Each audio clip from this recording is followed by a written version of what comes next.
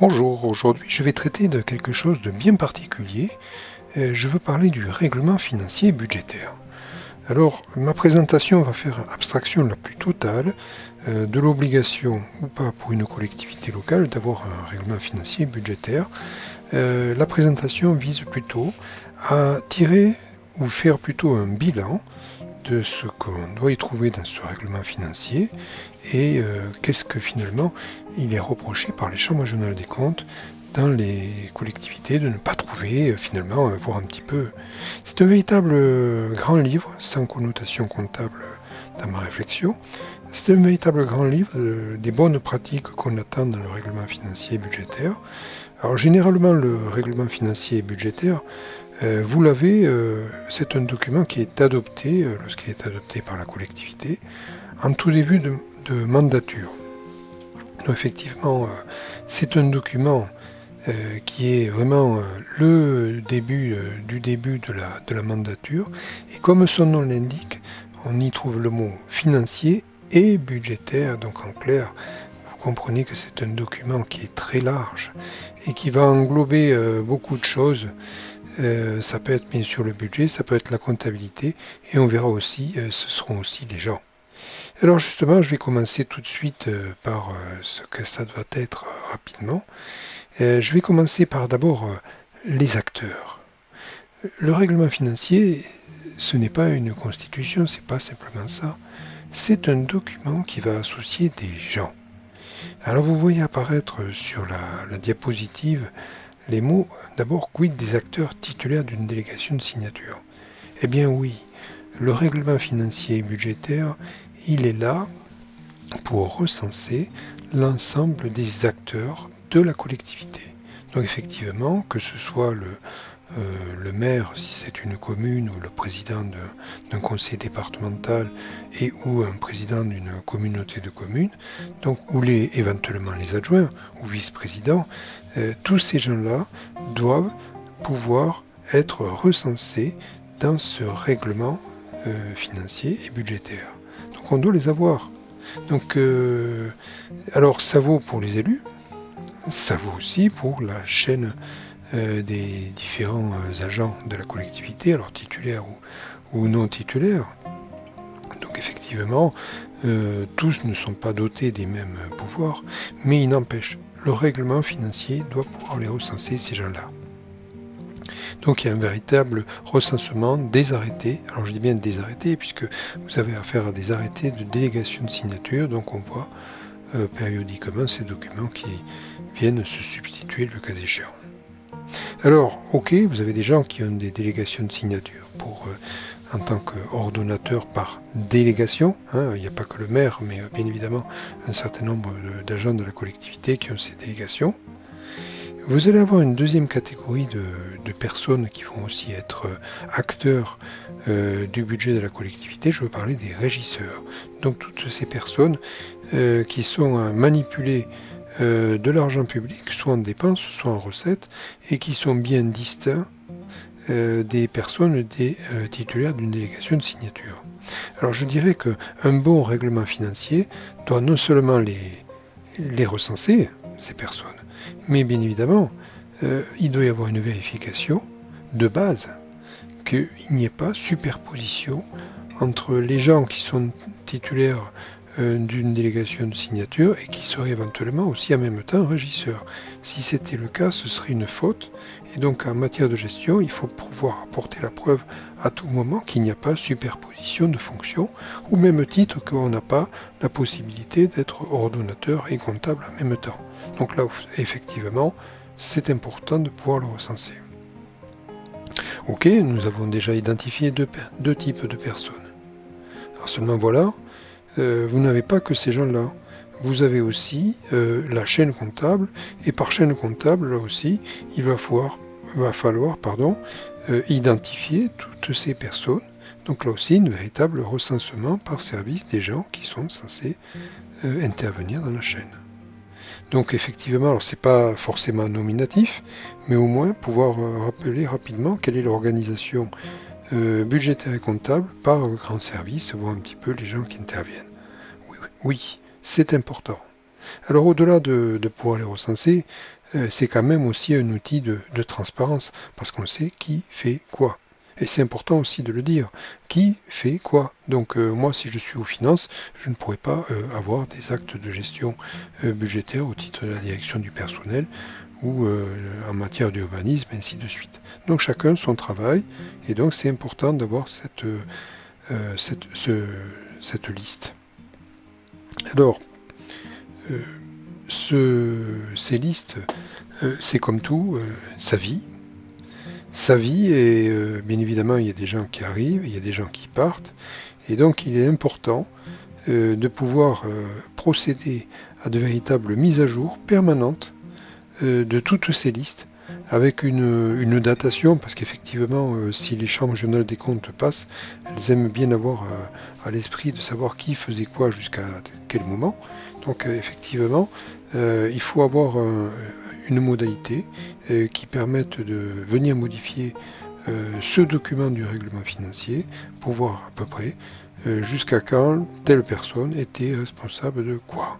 Donc c'est important de ne pas avoir un véritable, allez, je vais prendre le mot foutoir dans la gestion, montrer que vraiment on sait qui fait quoi. Ça c'est une bonne pratique que je conseille dans les collectivités locales en la matière. Alors tout ça c'est bien joli, mais maintenant on va rentrer progressivement dans la matière. Hein. Il y a un règlement, oui, mais vous allez avoir fixé des règles, très bien. Mais c'est pas tout. Faut-il que vous puissiez donner une vie à ce règlement? C'est-à-dire en clair, ça va être le rôle, notamment de la direction générale, d'impulser un véritable tempo, et il y aura, à l'appui de ce règlement financier, des directives, alors qui pourront être annuelles, qui pourront être trimestrielles, semestrielles à voir, mais chaque fois qui feront référence à ce règlement financier pour avancer soit dans l'élaboration du budget, soit dans l'élaboration des actes de fin de gestion. Donc effectivement, il y a une véritable articulation à trouver, à publier. Et ça aussi c'est important. Comment voulez-vous que le personnel ou les élus s'approprient ce document qui a été adopté par le Conseil s'il n'y a pas un support informatique qui permette à tout moment, à tout un chacun, de venir contrôler qui fait quoi, à quel moment, et quand, et comment. Donc c'est important non seulement de pouvoir le coucher sur un système intranet, mais c'est aussi important de pouvoir le rappeler couramment, constamment au personnel pour qu'il sache utiliser cet outil de gestion. Et je dirais que les chambres régionales des comptes, ils sont très sensibles à cet environnement. C'est pas tout de voter un véritable document religieux, si j'ose dire, c'est pas du tout ça. Il faut que ça vive, que ça connaisse des modifications et qu'il y ait ces véritables relais qui soient assurés par la direction générale pour permettre aux gens toujours de se référer à ce règlement. Un règlement, c'est pas une chose écrite pour la vie, ça vit, et il faut toujours s'adapter aux nouveaux concepts, aux nouvelles réglementations. Alors, très bien. Alors, je vais commencer par ces deux aspects, financiers et budgétaires. Je vais commencer par la partie budgétaire. Alors, c'est un outil budgétaire parce que vous le voyez comme moi, d'abord, on va dire qui fait quoi. Qui fait quoi? Le directeur général, quelle est sa fonction en matière de création budgétaire? Quelle est la fonction du chef de service? Est-ce qu'il propose des crédits ou est-ce qu'on lui demande de les attendre qu'ils soient notifiés? Ça aussi c'est important de savoir qui fait quoi. Quelle est la place des élus là-dedans finalement? Est-ce que la commission des finances a une voix prépondérante dans la construction du budget? Est-ce qu'il se transforme en chef de service?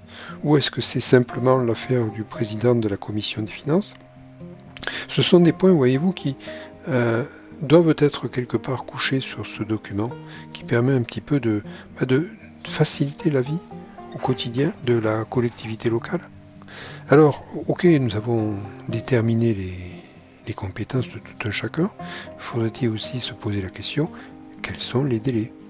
Est-ce que le BP, le budget primitif, doit être automatiquement, obligatoirement voté dès le mois de décembre ou uniquement qu'au mois d'avril ou est-ce qu'on se laisse un silence? Ça aussi c'est important de le rappeler. Est-ce que les services sont jusqu'à la dernière minute pour modifier quelque chose ou est-ce qu'effectivement il y a un délai qui est prévu et on s'y tient et on n'y bouge plus? Le règlement financier et budgétaire, c'est aussi, et c'est le dernier point d'ailleurs, un document qui va préciser comment vous créez, comment vous modifiez, comment vous supprimez les autorisations de programme, donc AP, donc un investissement, et les autorisations d'engagement en fonctionnement. Alors, il y a quelque chose où beaucoup de collectivités locales pêchent actuellement, c'est l'absence de précision sur la durée de vie de ces AP, de ces AE. Alors c'est vrai que, bien souvent manque ce détail et donc les procédures d'apurement des reliquats ne figurent pas. Et c'est bien dommage parce que bon, à un moment donné, vous traînez des queues d'AP et d'AE et on ne sait plus quoi en faire et rien n'est précisé dans le règlement financier sur comment finalement faire la vidange de toutes ces queues de cerises que vous avez et qui viennent, on va dire, compliquer votre budget. Donc c'est important de pouvoir le préciser. Ça fait partie des remarques dans la jurisprudence des chambres régionales des comptes.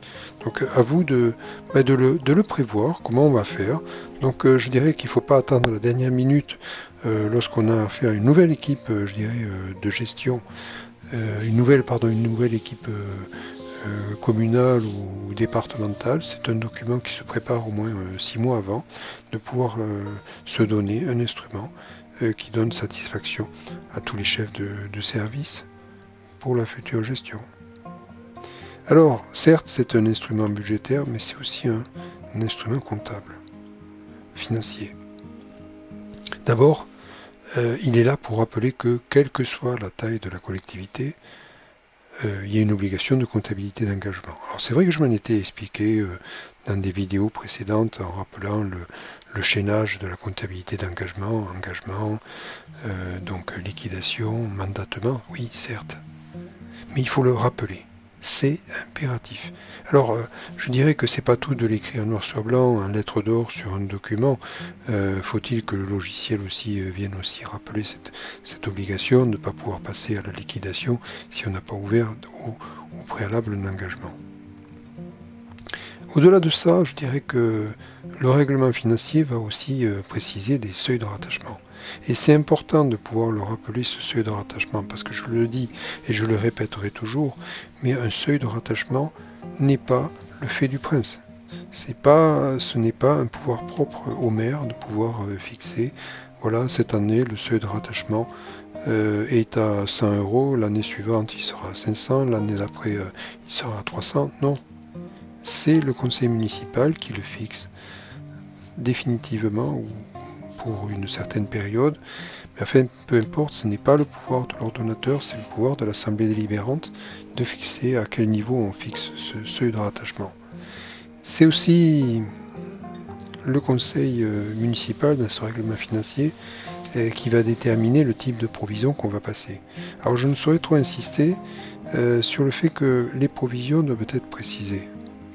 Elles doivent être précisées dans le sens où effectivement on doit préciser provision par provision qui ont un caractère obligatoire comment on les passe, quelles sont les modalités, est-ce que ce sont des provisions semi-budgétaires ou budgétaires, donc quels sont les choix qui sont faits, c'est important de le rappeler. C'est aussi important de prévoir des provisions qui ne sont pas forcément obligatoires, mais que pour autant la prudence, le principe de prudence suppose quand même qu'on doive les passer. Une chose aussi qui ne figure pas souvent, on se pose la question, c'est quid des neutralisations. Alors je pense notamment pour les neutralisations d'amortissement ou d'amortissement de subventions. Alors tout dépend le type de collectivité, hein, tout dépend si vous êtes dans une commune, un département ou une région, enfin peu importe, mais c'est quand même bon d'accompagner, je dis bien d'accompagner, la possibilité qui est offerte par la réglementation On ne peut pas, si vous voulez, garder un silence absolu sur ce régime des neutralisations et s'en remettre uniquement à la direction des finances. Il y a quand même un minimum de précision à apporter pour que finalement, d'une année sur l'autre, si on doit recourir à cet outil qui s'appelle donc les neutralisations d'amortissement, qu'il n'y ait pas une gestion en dents de scie. Il faut quand même garder un certain principe de méthode. Et donc effectivement, le règlement financier est là aussi pour aider à ce mode de gestion. Alors vous allez me dire, tiens, j'ai écrit quid de la gestion de la paix. Alors c'est vrai que ça c'est un point qui est souvent écrit dans les observations de Chambre régionale des comptes, quelles sont vos modalités de la paix, de la gestion de la paix.